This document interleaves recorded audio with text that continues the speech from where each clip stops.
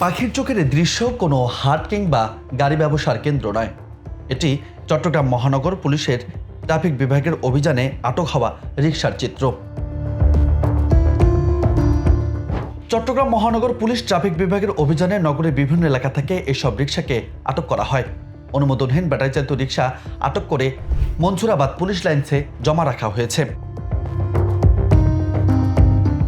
CMP সূত্রে জানা গেছে, নগরীতে চলাচলকারী ব্যাটারি চালিত রিকশা অধিকাংশ অনুমোদিত ও অরেজিস্টার্ড হওয়ায় তা যানজট, সড়ক দুর্ঘটনা এবং ট্রাফিক শৃঙ্খলা ব্যাঘাত ঘটাচ্ছে। এ প্রেক্ষিতে ট্রাফিক বিভাগ নিয়মিত অভিযানের অংশ হিসেবে এসব রিকশা আটক করা হয়েছে। পাখির চোখে দেখতে যা অনেকটাই কোনো রিকশার হাট মনে হচ্ছে।